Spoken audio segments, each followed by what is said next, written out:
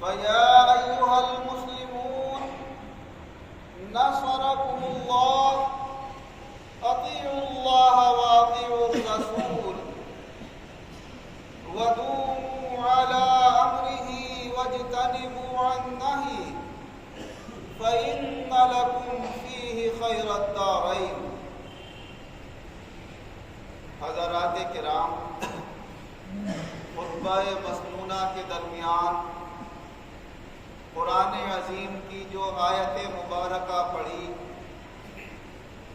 اس میں اللہ تبارک و تعالی ارشاد فرما رہا ہے، اے ایمان والو، اللہ سے ڈرو، تقوی اور پرہیزگاری اختیار کرو اور سچے لوگوں کی صحبت اپناؤ۔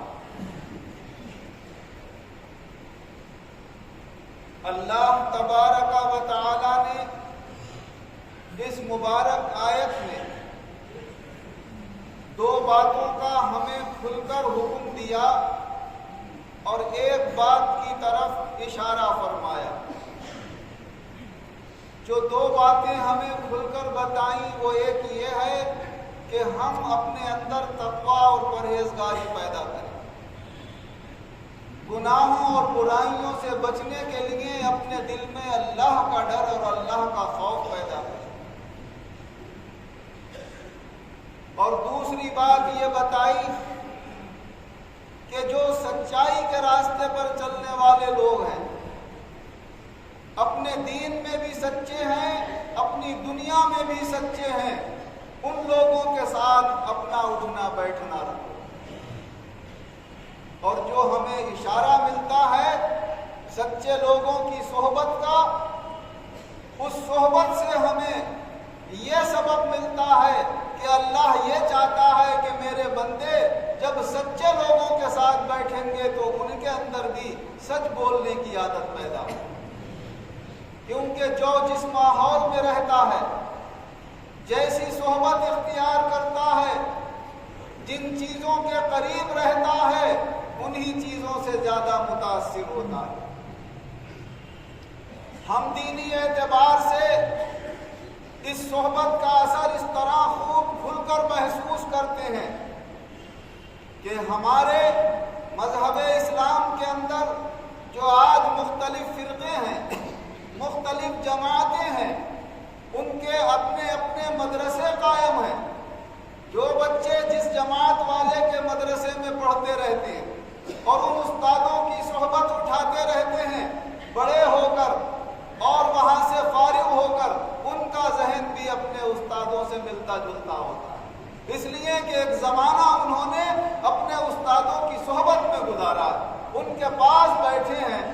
اور ان کی باتوں سے متاثر ہوئے ہیں، اس لیے زیادہ تر 80% یا 99% اثر اسی کا پڑتا ہے جس مدرسے میں وہ تعلیم حاصل کرتے ہیں۔ حضور نبی اکرم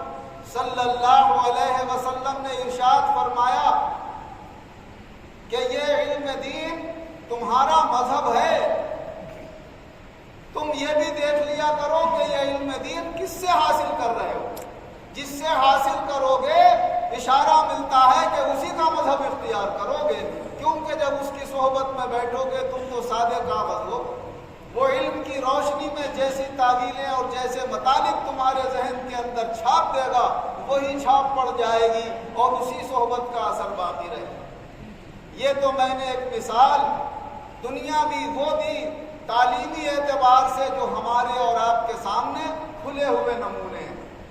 کوئی طالب علم ہمارے سامنے آتا ہے، میں کوئی جانبداری کے اعتبار سے نہیں، حقیقت کے اعتبار سے بتا رہا ہوں، کون صحیح ہے کون غلط یہ تو اللہ جانے اور جو جس راستے پر قائم ہیں وہ جانے۔ یہاں صحیح اور حقیقت کے اعتبار سے بات نہیں ہو رہی ہے، یہاں اس اعتبار سے بات ہو رہی ہے کہ آپ خوب جان لیں گے اس بات کو کہ جو لوگ جہاں کی صحبت اختیار کرتے ہیں وہ زیادہ تر ویسے ہی ہو جاتے ہیں۔ آپ بعض مدرسوں کے طالب علموں سے ملاقات کرو گے تو محسوس کرو گے ان میں بریلویت غالب ہے، بریلوی ذہنیت جو مشہور ہو گئی ہے اس کے اعتبار سے۔ بعض طالب علموں سے آپ ملاقات کرو گے تو آپ کہو گے بھائی دیوبندیوں جیسے معلوم ہو رہے ہیں، تو کیا دیوبند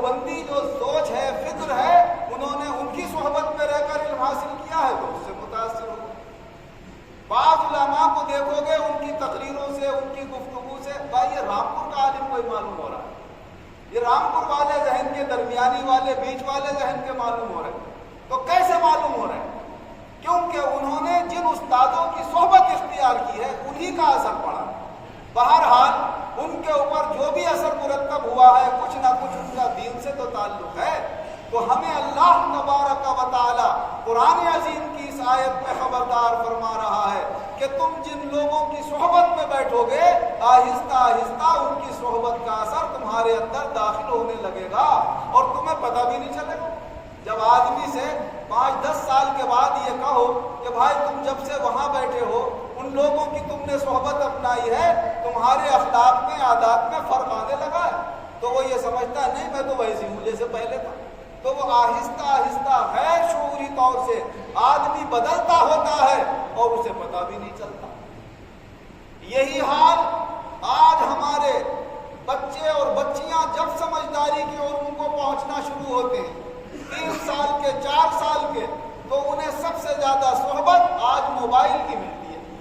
چھوٹے سے چھوٹا بچہ اپنے باپ سے ضد کرتا ہوتا ہے، اپنی ماں سے ضد کرتا ہوتا ہے، پاپا ذرا دیر کو موبائل دے دی، آپ باتیں کر رہے ہیں مجھے موبائل دے دیجیے۔ اگر گھر میں 2-3 موبائل نہیں ہیں تو ایک موبائل کے پیچھے سب لگے ہوئے۔ باپ کو موقع مل رہا ہے تو اس کے پاس ہے، ماں کو موقع مل رہا ہے تو اس کے پاس ہے، کسی بھائی کو موقع مل رہا ہے تو اس کے پاس ہے، کسی بہن کو موقع مل رہا ہے تو اس کے پاس ہے، اور اگر الگ الگ مل گئے ہیں یا 2-3 ہیں تو بڑی آسانی سے زیادہ تر آدمی وقت اس کے اندر گزارتا ہے۔ اب یہ اس کی سوچ ہے، اس کی فکر ہے، کون اس کے اندر قوالی پسند کر رہا ہے، کون علماء کی تقریریں پسند کر رہا ہے، کون دینی باتیں پسند کر رہا ہے، کون ہنسی مذاق کی باتیں پسند کر رہا ہے، کون بے حیائی اور بےہودگی کی باتیں پسند کر رہا ہے۔ جیسی اس کے اندر باتیں پسند کرتا چلا جائے گا، آہستہ آہستہ وہ ہمارے دل پر، ہماری روح پر اور ہماری زندگی پر مؤثر ہوتے چلے جائیں گے، اور وہ بھی ایک طرح کا ہمارے لیے صحبت ہے۔ ہم ہر وقت موبائل کی صحبت میں بیٹھے ہوئے۔ پہلے کے بزرگ بڑے اپنے بچوں کو اپنے پاس بٹھالتے تھے اور انہیں اپنی زندگی کے تجربات کی باتیں بتاتے تھے، اور آج بچے اپنے ماں باپ سے دور بھاگتے ہیں، سمجھتے ہیں ہم نے موبائل سے سب کچھ حاصل کر لیا۔ ہم تو چھوٹے پن سے نہ جانے کیا کیا دنیا کی وہ باتیں سنتے ہوئے آ رہے ہیں جو ہمارے باپ نے بھی نہیں سنی ہوں گی، ہمارے بزرگوں بھی نہیں سنی ہوں گی، تو اپنے بڑوں کے پاس بیٹھنا پسند نہیں کریں گے، بلکہ خود جیسے ان کی فہم اور سمجھ اور جیسا شوق ہوگا اس اعتبار سے وہ موبائل سے متاثر ہوتے چلے جاتے ہیں۔ اس کا اثر کیا ہو رہا ہے کہ آہستہ آہستہ مسلمانوں کے اندر سچائی، ایمانداری، امانت داری، ایمانی جذبے، نیک اعمال یہ کم ہوتے چلے جائیں گے، اور جیسے جیسے یہ چیزیں کم ہوتی چلی جائیں گی، اللہ اور اس کے رسول سے ہمارا تعلق کمزور ہوتا چلا جائے گا، اور ہمارے اندر جو کچھ طاقت ہے، جو کچھ ہماری عزت ہے، وہ سب اللہ کے کرم سے ہے، وہ سب دین پر چلنے سے ہے۔ کہیں بھی ہمیں کبھی غلبہ ملا ہے، کامیابی ملی ہے، فتح اور نصرت حاصل ہوئی ہے، تو وہ ہماری ایمان کی مضبوطی سے حاصل ہوئی ہے، تقوی اور پرہیزگاری سے حاصل ہوئی ہے، سچوں کی سچائی سے حاصل ہوئی ہے۔ وہ اپنے دین میں بھی سچے رہے اور اپنے دنیاوی معاملات میں بھی سچے رہے، اللہ نے انہیں ہمیشہ غالب رکھا، اور جب ہمارے اندر ان چیزوں کی کمی آئی ہے تو ہم لگاتار مغلوب ہوتے چلے جا رہے ہیں، نیچے کو گرتے چلے جا رہے ہیں۔ علاوہ کہیں بھی پٹنے کے علاوہ، ذلت و رسوائی کے علاوہ، شور اور غدر مچانے کے علاوہ ہمارے پاس کوئی چیز نظر نہیں آتی۔ اس کی وجہ یہ ہے کہ ہم شور تو مچا رہے ہیں، غدر تو مچا رہے ہیں، ہمارا حال بالکل ایسا ہے کہ جیسے کسی کے پاؤں میں تکلیف ہو، پاؤں پکڑ پکڑ کر شور مچا رہا ہے، میرے پاؤں میں بڑا درد ہے، مگر وہ کانٹا جو چبھا ہوا ہے پاؤں میں، جس کی وجہ سے درد ہوا ہے، اسے نہیں نکالتا اور نہ اسے نکالنے دیتا۔ جب تک وہ کانٹا نہیں نکلے گا، ہمارے پاؤں کی تکلیف دور نہیں ہوگی، تو ہمیں سکون اور اطمینان حاصل نہیں کرے گا۔ اسی طرح یہ جھوٹ، مکر و فریب، ایک دوسرے کے حق مارنا، ظلم و ستم کرنا، گناہوں کی زیادہ سے زیادہ کثرت ہونا، یہ بے شمار کانٹے ہیں ہمارے لیے جو ہمیں دنیا میں بھی تکلیف دے رہے ہیں، اور آخرت میں اور قبر میں اور حشر میں یہ کہاں کہاں ہمارے لیے تکلیف اور نقصان کا سبب بنیں گے۔ اولیاء اللہ کی زندگیاں دیکھیے کہ انہوں نے اپنے آپ کو چھوٹے چھوٹے گناہ سے بھی بچانے کے لیے اللہ کے ڈر اور اللہ کے خوف سے کیسے کیسے راستے اختیار کیے ہیں۔ حضرت سیدنا غوث اعظم محبوب سبحانی قطب ربانی شیخ عبد القادر جیلانی رحمۃ اللہ علیہ کے والد محترم ہیں شیخ ابو صالح موسیٰ جنگی دوست رحمۃ اللہ علیہ، حضرت امام حسن رضی اللہ عنہ کی اولاد میں اعلیٰ درجے کے سید ہیں۔ جب وہ ابھی 10-12 سال یا 15 سال کی عمر کے ہیں یا اس سے زیادہ ہیں، بہرحال شادی نہیں ہوئی ہے، جوانی کی عمر ہے،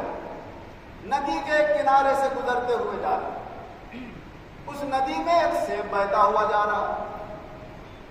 آپ نے دیکھا کہ یہ سیب ندی میں بہتا ہوا جا رہا ہے، پاک پانی ہے، سیب بھی پاک ہے، لاؤ اٹھا لو، بہہ جائے گا تو خرابی ہو جائے گا، سڑ جائے گا۔ انہوں نے اٹھا لیا، اٹھا کر کھا لیا۔ دیکھنے میں کوئی گناہ کی بات نہیں، کسی کا چرایا نہیں، کسی کا چھینا نہیں، وہ تو ایک بیکار جا رہا تھا، بیکار پڑی ہوئی چیز کوئی بھی اگر اٹھا لے، کوڑے میں سے کوئی چھلکا ہے یا کوئی کھانے پینے کی چیز کسی گھر والے نے پھینک دی ہے، اٹھا کر کھا لو تو اس میں کیا گناہ کی بات ہے؟ مگر کھانے کے بعد اونچے درجے کے لوگوں کی نظر میں چھوٹی سی بات بھی بہت زیادہ کھٹکتی ہے۔ جب وہ کانٹا ان کے اندر کھٹکنا شروع ہوا تو سوچنے لگے، ہائے اس پتہ نہیں اس سیب کا مالک کون تھا، میں نے اس کی بغیر اجازت کے سیب کھا لیا۔ غور کرنے لگے، پانی ادھر سے آ رہا تو سیب بھی ادھر سے آ رہا، یہ ضرور کسی باغ میں سے، وہاں سیب کے باغ بھی تھے۔ سمجھ گئے کہ جو قریب میں سیب کا باغ ہوگا اس کی اگر ڈالیاں نہر کے اندر وہ ہوں گی تو اس میں سے ٹوٹ کے گرا ہوگا۔ آپ چل دیے اس طرف، کچھ دور چلنے کے بعد انہیں سیب کا باغ نظر آیا، اس باغ کا دروازہ تلاش کیا اور باغ کے اندر داخل ہو گئے۔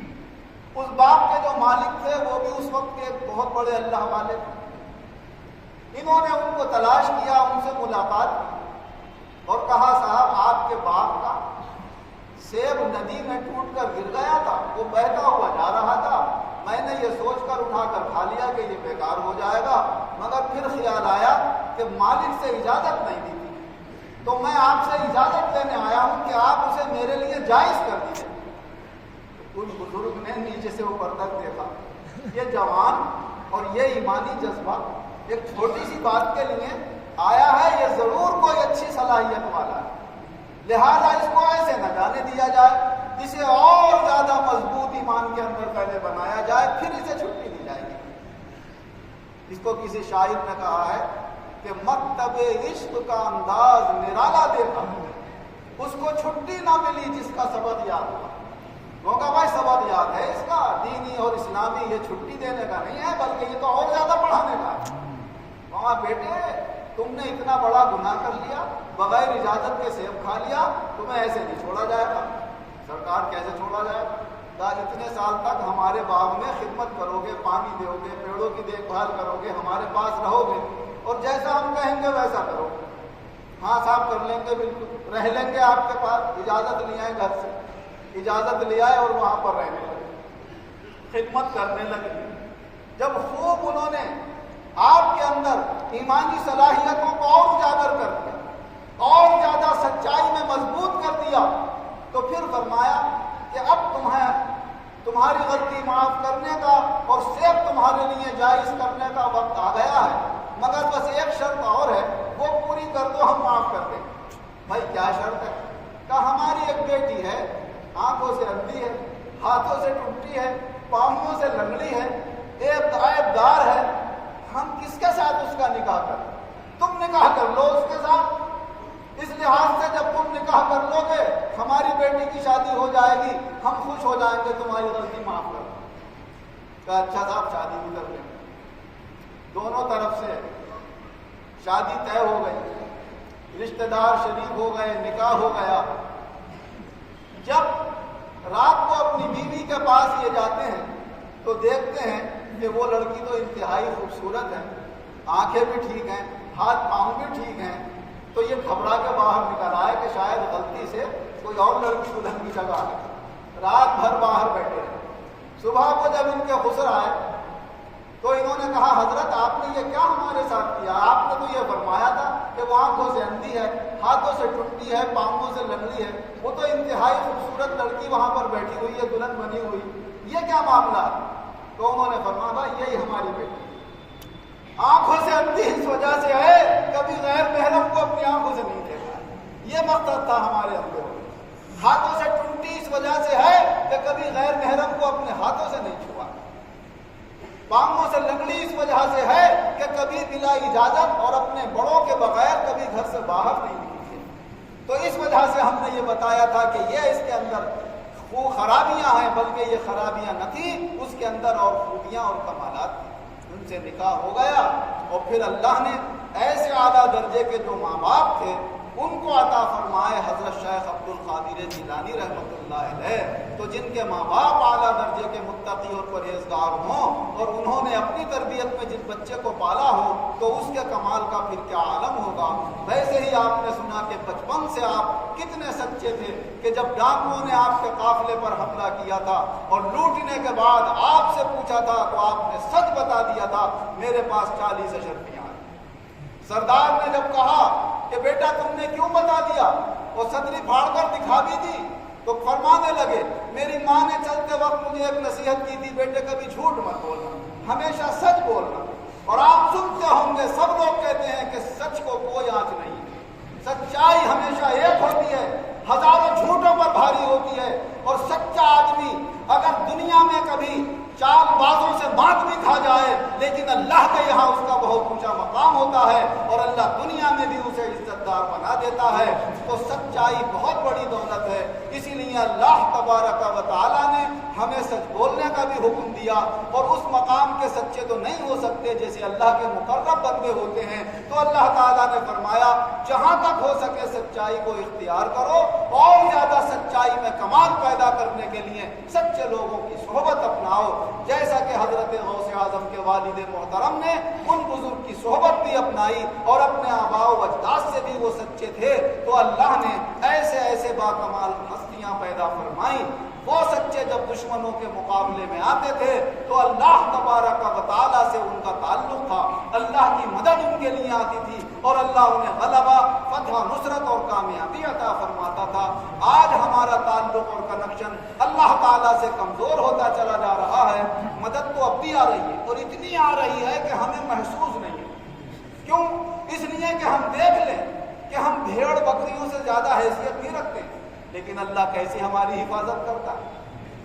کھلا بھی رہا ہے، پلا بھی رہا ہے، کپڑے بھی دے رہا ہے، رہنے سہنے کی جگہیں بھی ہمیں دے رہا ہے۔ ظاہری اسباب کچھ نہیں ہے، یہ صرف ہماری مدد اللہ فرما رہا ہے، اور وہ اسی ایمان کی برکت سے عطا فرما رہا ہے، اور اسی تعلق سے کہ الحمدللہ ایمان والوں کا تعلق آج بھی اللہ سے قائم ہے، تعلق ختم نہیں ہوا ہے۔ اگر ختم ہو جائے گا تو یہ دنیا فنا ہو جائے گی، لیکن کمزور ضرور پڑ رہا ہے۔ ہم کوشش کریں کہ اس کمزوری کو دور کریں، اور جو گناہوں کے کانٹے ہمارے اندر چھپے ہوئے ہیں انہیں دور کر کے نیکیوں سے ہم ان کا علاج کر کے اپنے روحانی اور ایمانی تعلق میں اور اضافہ کریں۔ اللہ یہ مجھے بھی توفیق عطا فرمائے، آپ کو بھی اور تمام ایمان والوں کو توفیق عطا فرمائے، اور اللہ اپنے مقبول بندوں کے ساتھ صدقے اور وسیلے سے پوری دنیا میں مسلمانوں کو غلبہ، فتح، نصرت اور کامیابی عطا فرمائے، اور ان کے دشمنوں کو مغلوب فرمائے، اور اللہ مسلمانوں کی عزت و لاج رکھے۔ آمین۔ بارک اللہ لنا ولکم فی القرآن